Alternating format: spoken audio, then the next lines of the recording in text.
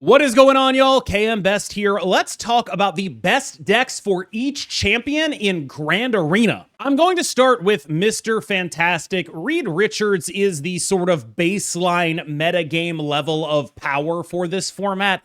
He is very much, I am going to do my thing, and it is going to be stronger than all of your things. He has some notable vulnerabilities in general to things like Cosmic Ghost Rider, which you're going to see a lot of, and also occasionally to Super Scroll, which you're going to see maybe a bit less of. And so you have this list, which is built for force multiplication. The more you're multiplying an onslaught, the less good a Super Scroll is against you. So this list came from Cougar. It's built for being the most solitaire possible list. There's just a ton that a deck like this can bring to bear. And when I say a ton, I am referring to the point output here. The big thing that this deck has going against it is that because it's a Prodigy deck, because it's a Moonstone deck, it has some inbuilt, very explicit vulnerabilities to Cosmic Ghost Rider, where something like Enchantress is banned in the mode. I could very easily see that Cosmic Ghost Rider is good enough here in a world where other decks were able to equal your output.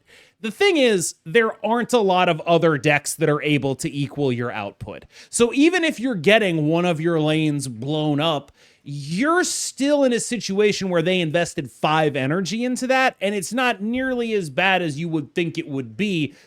It's still bad, but generally speaking, this deck just has so much ability to do so many stupid things that it just sort of is not invulnerable to tech by any means, but it's just sort of by nature a little less vulnerable because it's probably doing 2 stupid things in 2 separate lanes, and you only have 1 Cosmic Ghost Rider. Mr. Fantastic also is probably the best deck if you want to play just the baseline version of anything.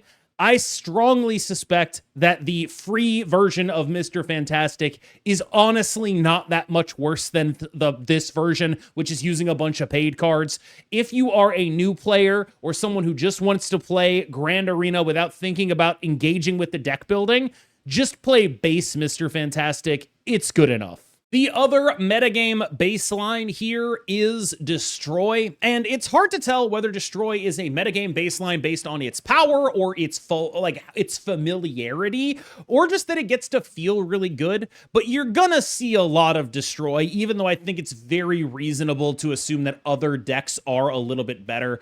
Destroy is at its best when it is dead pooling. That is when it is genuinely kind of unbeatable. When it's not dead pooling, it's a very normal deck. And that's a fine profile to have. Being a normal deck that has like a really powerful nut draw, that's good. Like, it's a very good thing to do.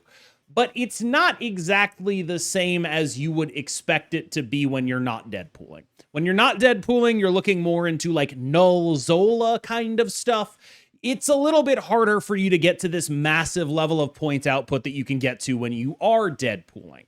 When you have your 1-drop machine going, you are able to do so much dumb stuff with this deck. This is a deck that genuinely took a normal Destroy deck and just supercharged it. This one comes from Roram. It is a very straightforward build. You are obviously leaning into the massive upside that you can get with a giant Deadpool. There are gonna be decks that can do tons of points in this game mode, and so you need the ability to do tons of points right back at them. It's just that I think some of those other decks might be able to more consistently access their output than Destroy. However, Destroy is going to consistently be in a lot of games. This is a deck that doesn't have any reactive tools. The entire deck is devoted to putting points on the board, but it only really has one thing that goes multiplicative, and that's what holds it back in the long term compared to other lists. There are other lists that scale linearly, but they have the option to run tech. This deck, if it's not scaling multiplicatively with a Deadpool, runs the risk of getting outpowered by other linear scaling lists, and also the potential vulnerability to things like Shadow King that you are going to be open to when you are investing in Deadpool stuff. This is a teched out list of the Hulk. Now, the Hulk's champion skill makes all of your Hulks cost 4 for the rest of the game. This is a very powerful thing to do, but it reminds me I think, of the way people used to play the Agatha Doom stuff. It's the same concept here. This is a deck that is trying to play as many of the tech cards that are relevant as it can, and then also a bunch of cheap big guys, and then rely on things like Valkyrie Luke Cage or Cosmic Ghost Rider to drag its opponents down. Now, I got the idea from this from Fox, who is the Golden Gauntlet Qualifier 2 winner, I believe. And he was playing like a Luke Cage Anti-Venom Valkyrie thing going on. I think he invested a little bit further into the synergy part and a little bit less into the Hulk part. I kept the core of the Hulk idea here. I do think that Hulkling might end up being a cut, but maybe it was just me and he was just bad for me. A lot of the time he was just like, oh, I'm actually just the Hulk, but worse. And you don't have enough time that you actually want to play the Hulk, but worse. You're very often not interested in that because you have a Hulk that starts in your hand. The thing this deck is trying to do is pair Scar with She-Hulk and Tech on the final turn of the game. That's the general ethos here. That's why I give the old Agatha Doom comparisons from the previous Grand Arena. It's energy cheat combined with tech. It's just we have a lot less good tech now than we used to. There's an armor in here for destroy. There is a Valkyrie in here for decks like Thor's that are going exponential, or for the move decks that are doing things with Human Torch and Hercules and all of that. That's all there.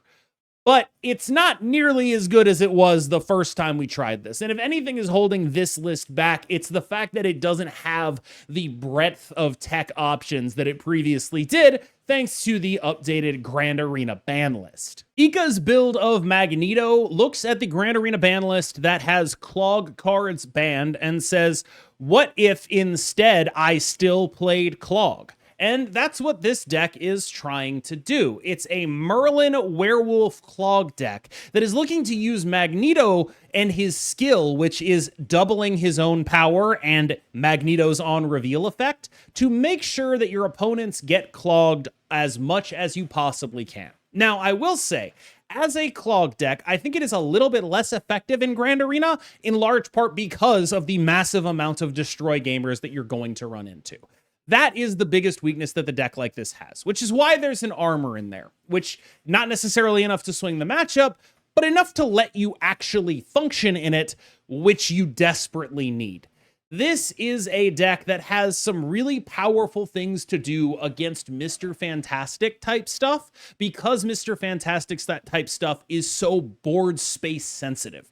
It wants specific things in specific places. If they play a Moonstone and you clog the Moonstone lane, that's really good for you. If they play a Moonstone and you drag the Moonstone somewhere else, that's really good for you. You just have a lot of inbuilt advantage against what I would say is probably the most powerful deck. There's a lot of 3s and 4s in that list, but that inbuilt advantage isn't going to be enough if you aren't able to make all of your cards come together.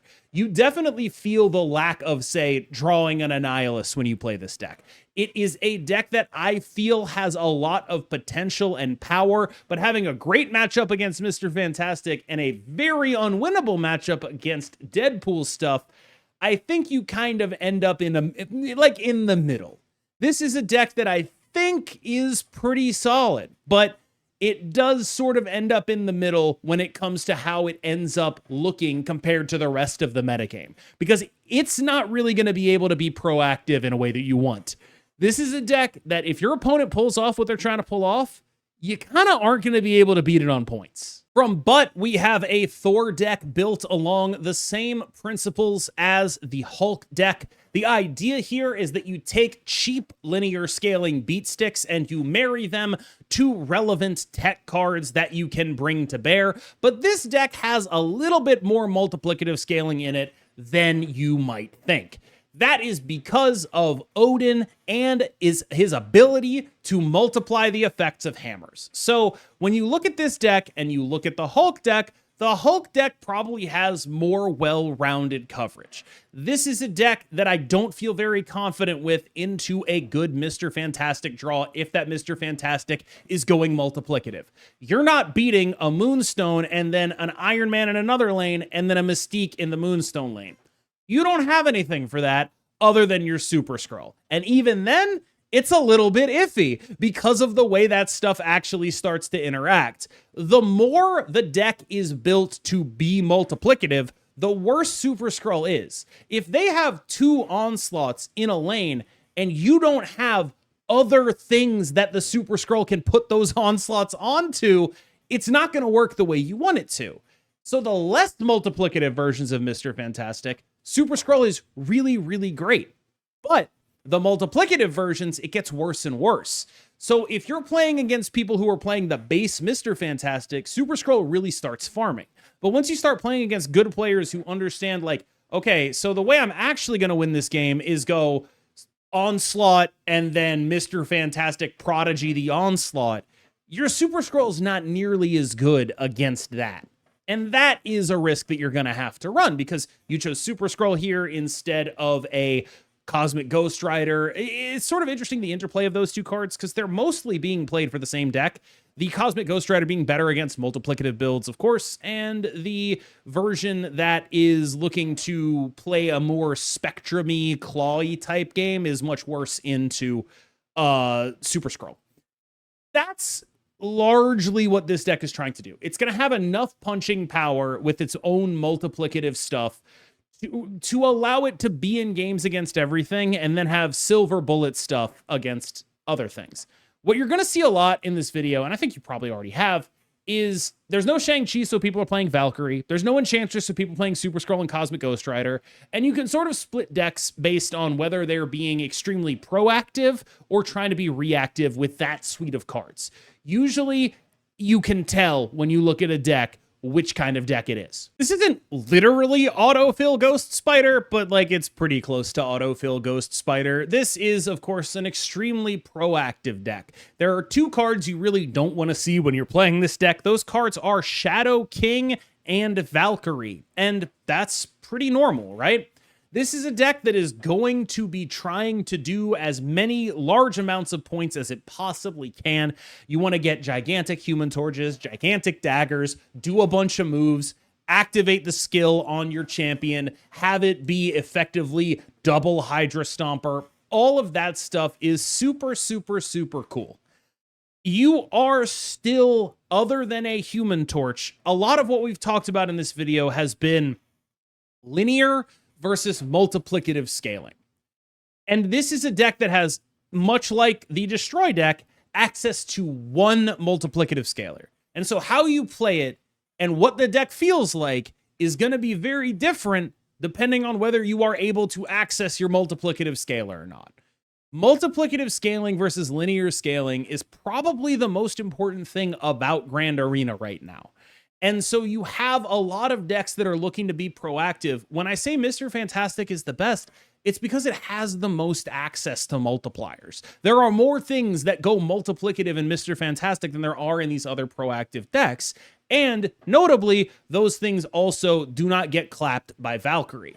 So that's largely the thing that is pushing this deck relatively lower. It's not that it's bad or anything like that. Just if I'm going to vomit points, I would rather vomit points when I have a more consistent access to multiplicative cards. Herbie has the ability to get extremely multiplicative. This is very similar, if not exactly, the list I was playing on ladder before the Invisible Woman nerf. It does legitimately strong things. You no longer need your access to the card Omega Sentinel because Herbie is just going to be your card that you want to get in your Jocasta lane. When you're able to multiply Jocasta stuff, you have very, very stupid Herbie abilities. Keep in mind, when you are Herbieing, you are almost always going to go for the double. You want to lock in the doubled power so that Jocasta is then able to multiply the doubled power.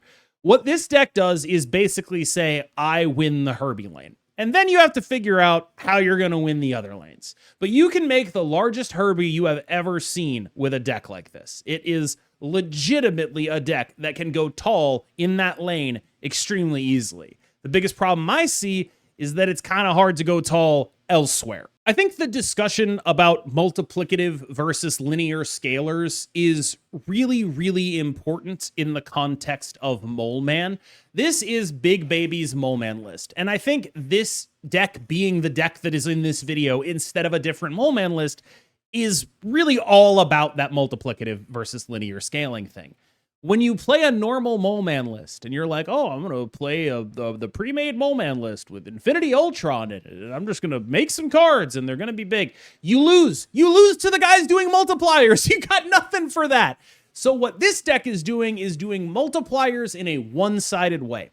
It's not exactly fair to call this the second best version of an Onslaught deck. Oh, you're doing what Mr. Fantastic does, but like a little bit worse because it's not actually hooked into like how your deck is trying to do. You are doing that, but your upside is that the things you're copying don't help your opponent. So this is sort of like, imagine if Mr. Fantastic decks did not lose to Super Skrull, but also were worse. That's sort of the value proposition here.